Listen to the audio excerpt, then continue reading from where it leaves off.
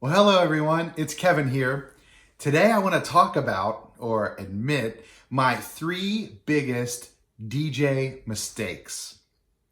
Okay, so I'm sharing these details in order to hopefully give you a little bit of information so that you might avoid these mistakes yourself. And certainly I've learned lessons from each of these 3 incidents and hopefully will not repeat them again. So, I hopefully, in the spirit of sharing and learning, I'm going to unveil and bare my soul on these 3 very embarrassing, silly mistakes. Okay, first off is a communication problem, and we'll classify it as an over communication problem.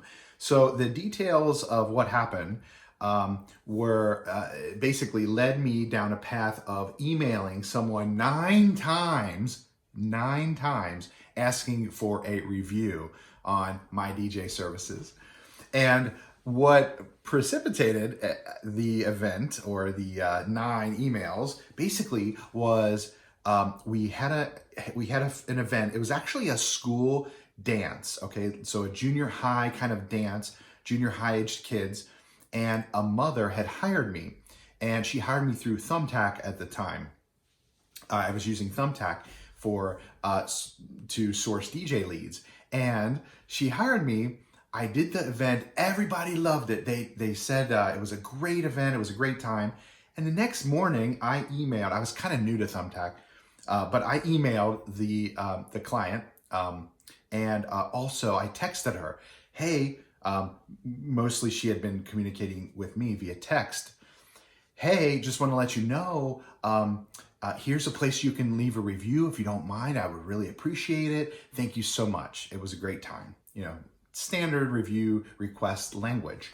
So I sent her that communication, and she obviously received an email and a text from me. Well, the next week, okay, I didn't receive a review, and I didn't even get a response. And I wasn't sure if she got it. Mostly with communications, they get it. They receive the email or the text or whatever. Just not everybody's into responding, okay? So that's a lesson that I'm usually pretty good with communication, but I gotta remember that, okay? So I forgot that I maybe gave her a text and an email. And I also was thinking maybe she didn't get it. So I went ahead and I texted her again. So yeah, that's already, it's going down a bad path. Well, and also there's a thing in Thumbtack where they automatically request a review, and they have one follow-up, which I don't know if they've changed since then. I haven't used them in a while, but at the time, this basically was starting to really get on the person's nerves, and I didn't know it. And I think after a couple more Thumbtack requests for reviews and my requests, somehow we got up to number 9. And I did the math myself. I didn't see how we got to 9, but she wrote me, and she said, it was almost like legal language, like cease and desist. You've emailed me or texted me 9 times for a review, and I was going to leave you a review, but now you've nagged me so much that I don't even want to. So please don't contact me again about this.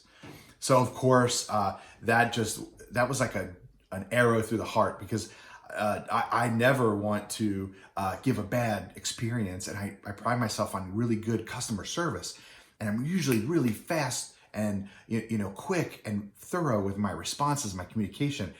In this case, I was way too thorough and way too fast. I mean, who wants that kind of barrage? No one. Okay, so obviously, putting myself in her shoes, I understand her frustration.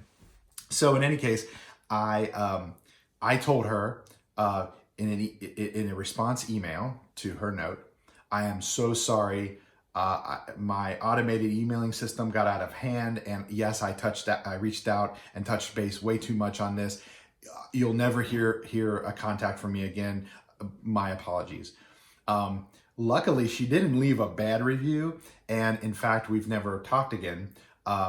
upon reflection, realized that, of course, that automated communication can get really, if you don't know it in and out, it can be a bad thing for you. So especially if you're like me and you want to add that personal touch and do a personal communication.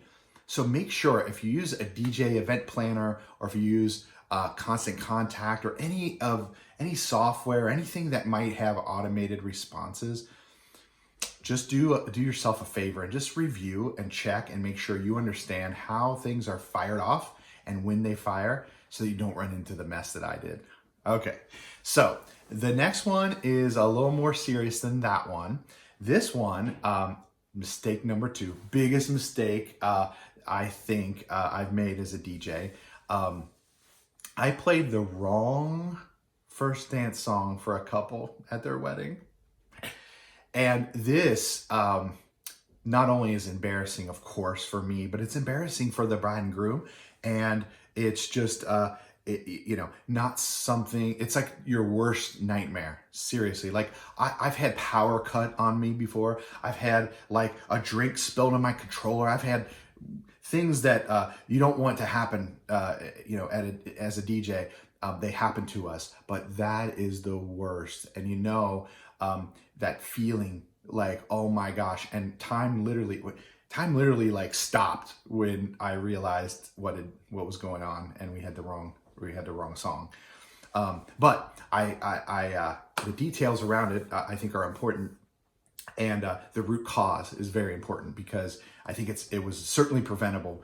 And I think I've made a pretty good set of a couple checks and balances to keep it from happening ever again. But, okay, so the details were that we had a bride and groom, very easygoing couple, which was very advantageous, that they were so easygoing. But we did our planning consultation like I always do with all my couples, sat down face to face even, and figured out all their song selections. They gave me their song, their pick for their first wedding dance, for their first dance at their wedding. And it was a nice country slow song. And I took that and I typed it into my planning sheet, as I always do with my couples. And upon building my day of script, I transcribed it. I'm when I think back to, retyping, number one, it was laborious whenever I would do that. And number two, it didn't make a lot of sense. So that happened, and that's what I got, a different song stuck in my head, a different country song stuck in my head. And when I went to transpose it, that's where the mistake happened, because I went back to the consulting forms and I see very clearly the song. Okay. And one of my solutions to protect against that is a form, I call it the day of script. And I've done a video about it on my channel. The day of script is what I give my couples a week ahead of time to say, hey guys, here's how the timeline looks. Here's your VIPs. Here's maybe information about your song selections, everything about the wedding.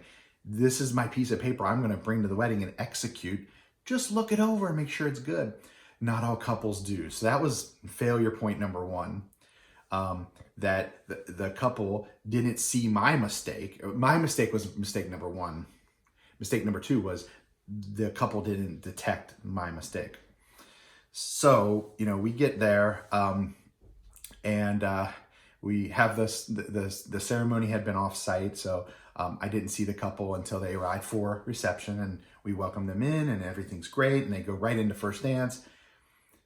And I get this look after a couple beats of the song. I get this look from the bride. She goes, and oh my God, like I said, time froze. Like, what? And so there's a couple things you could do here. And I think the mark of a professional is to be able to react and take mistakes or issues or surprises with the right amount of respect, but also figure out how to pull through it and get past it, move ahead. So in the moment, I didn't have time to go through my files and what? That's not the right song. What? I just reacted by going directly down to the dance floor to the couple and getting close to them and saying, guys, I'm so sorry for this mistake that I just made. Could you please remind me of the first dance song that you would like to have? And they told me, and I went back to my booth and I loaded it up and played it. Now, all told, and because there's wedding footage of it, I know that it was about 20 seconds of, the song starts, it's the wrong song, I get the look, I go down, I ask, I come back, I load up the new song and play, and we're back in action, and they had a beautiful first dance.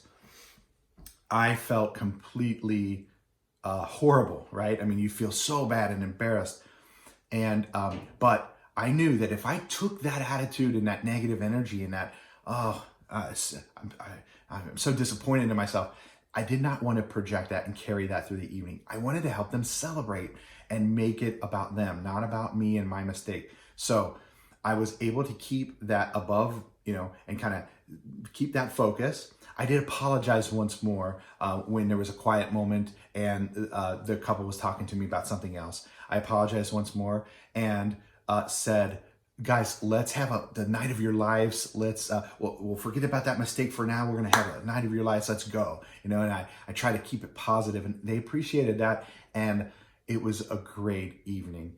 I did follow up afterward with a letter, a handwritten letter, and a small gift to say, I'm so sorry that happened and that I made a mistake. So I think owning the mistake helped me get the closure, but also reaching out and trying to make sure that they understood that I knew it was a mistake.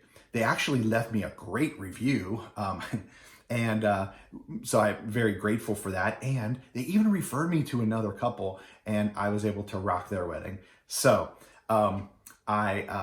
but I learned a lot from that. And I think the biggest tweak or change that I've made with my process flow is that I don't transcribe anymore. I just copy paste.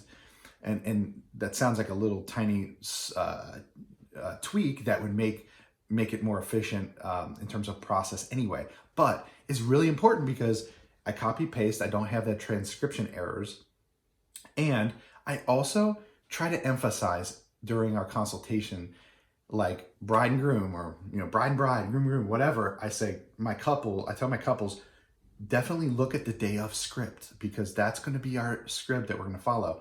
So I try to encourage them to look at that and read it over. Okay, so my third biggest DJ mistake ever is a horrible one, and ended with the bride actually crying on her wedding night because of me. Oh, Lord. Okay, so here's what happened on this one. So I was working for a sweet couple, very timid, very quiet couple, but just so sweet. And I was to do their ceremony and the reception. There was a wedding coordinator involved, which, as you might know, if you've worked with wedding coordinators, they can either be the quarterback kind of wedding coordinator, where they call the shots, they kind of own the night, and they are leveraging you as a vendor as well as the caterer and the photographer. They're very, they're the hub. Or it could be a coordinator who really is just almost a formality, and you still are emceeing, you're doing most of the work and bringing the night through the timeline, but there's a coordinator there. So I got a coordinator that came in, and she was the quarterback kind. So she was very involved, and we touched base earlier in the week before the wedding, and she shared some information. We got coordinated on timeline, and she said, "Hey, if there's anything, any questions or anything you'd like me to help you with, I can help." And I said, "Well, just one small thing is that the couple will owe their balance due at the day before the wedding. So I've given the couple, at this point, my day of script that I talked about earlier. And right at the top, I talk about your balance due. But not everybody sees that. Not everybody looks at it. And, I understand it's a busy time. So I have my balance payment due the day before the wedding. So I mentioned that to the coordinator, and she's like, "Okay, cool, I'll take care of it." Well, the coordinator's got a lot of stuff to do too, and I don't want to bug her. So I did not I did not get payment, before the event. Sometimes people just bring it to me at the event, and sorry, we didn't get it to you yesterday or whatever. So I didn't get payment, and it's about 8 o'clock. I think the wedding went till 11, and it's about 8 o'clock. We're into open dancing, actually. We're kind of into the thing, and the coordinator's hanging out at my DJ booth, and she's like, so yeah, everything going okay? Did you ever get your payment? And I said, actually, no, I haven't, but I'll follow up tomorrow. It's not that big a deal. I'm not gonna, I'm not gonna shut down everything, and walk out. It's just a thing that, we'll take care of it tomorrow. And she said, well, that's not right. So we should probably get your payment tonight. And I'm like, well, no, it's okay. It's fine. And the next thing I know, I'm at my DJ booth doing my thing. I think I was even mid-mix, okay, mid-transition. And I look over and I see the bride coming over with the coordinator with like a little entourage, like the mother of the bride, some bridesmaids, like they're all coming. And I'm like, oh, and they don't have the face like they're gonna come and ask me to play some Fergalicious or something. They've got the face like something's wrong. And they come over and the wedding coordinator's kind of leading them. And she comes up and she says, well, Kevin, they said they already paid you. And I said, oh my gosh, I'm so sorry. It's probably a mistake. We'll deal with it tomorrow. I'll recheck everything. We'll talk about it tomorrow. And the mother of the bride, who was the one who paid me, was like, no. We need to take care of it now. This is, and she was kind of, pissed off. She's like, no, we gotta figure this out. And, I'm like, well, we're in the middle of your wedding, dude. We don't need to worry about it. But the ball was rolling, right? So they're like, hey, I think, the mother of the bride, who supposedly paid me, turns out she did, by the way, spoiler alert. But she's like, wait, look, and she's checking her PayPal. And the coordinator's got her nose and her phone. She's looking at the phone. And it says right there, oh, PayPal to me and, to my business. And it says failed transaction. And the mom turns white as a ghost, like, oh, I'm so sorry. I didn't pay you. It says right here, it says it's failed. And the bride starts crying. Like, oh my God, horrible. And I felt so bad, like, don't cry. It's okay about the money. Don't worry about it. Let's have fun. Let's celebrate. Don't worry about it. But it was too late. Like, it was just going out of control. And she's crying. I don't know what, do I stop the music? So I just kept, I had the volume up and I just kept playing. And then the father of the mother of the bride, the grandfather of the bride, came over, and he was a nice guy. And he came over and he goes, all right, we're going to take care of this right now, Kevin. We're going to take care of you. We're not those kind of people. We're going to take care of you right now. And he writes a check. How much do you? Okay, writes a check and give me the check. And I'm like, oh, thank you. You didn't need to do that, but thank you for taking care of it. Okay, fine. Let's get back to partying. And it really hurt. I knew that the bride was kind of messed up by it for the rest of the evening. She had some fun. We got her up dancing, and she was having an okay time. But it just put a spoiler in there on her biggest night of her life. Okay, so I get home. I clean up, load out. I bring all my stuff home, and I'm like, what the heck? Why did she think she paid me? And why did PayPal kick things back? And I look, and I had to do some digging, but it turns out that evidently she must have PayPal'd me. And then I saw, I guess, a failed transaction because I didn't get any, I did not see a failed transaction. But she sent, with a different credit card and a different name, sent me payment. And I booked it not against her wedding in my accounting software. So if you can imagine, I was expecting payment from a certain person who had given me the down payment, the mother of the bride. Her credit card didn't work for some reason. That's what she saw on her phone. She had forgotten that she put in someone else's credit card. It was another family member's. She used that credit card, paid me through PayPal. So I did receive payment for that wedding. And what a blunder. So here I am, it's 1 o'clock. I feel like like an ass because I ruined this poor, girl's wedding, this client's wedding. I really and then I get home and I realize, oh my gosh, it's all my fault. Like it circles all back to me. So what a big, huge mistake. And of course, the next morning, I immediately got in touch with the grandfather, gave him his money back, apologized to, of course, everybody in the family, and they were okay and understanding about it. But of course, I know that I had a part in not such a great outcome.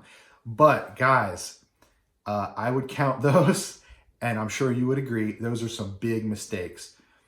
But the reason, like I've done hundreds of weddings, and the reason why those mistakes definitely stick out in my mind, and I think about them, and it helps me because it helped me grow and remember those instances. For this last example, I am a little more meticulous, checking my files, making sure that if I have a balance due on a piece of paper, on a day off script, I'm going to mention it to the client. I'm going to make sure it's correct too. I'm going to go through and make sure everything ticks and ties. A little more diligence on that side. Also, I'm going to be careful in who I share that information with. I don't think a wedding coordinator needs to be empowered with that piece of information. I think that was something that I could have dealt with the couple and the family. So those are some of the lessons that I learned. Maybe you hopefully will learn something, or maybe you're like, no, duh, man, you totally messed those things up. I know I messed them up, but in the spirit of learning and spirit of sharing, I thought maybe I could help you guys out. So thank you for listening, and be careful out there.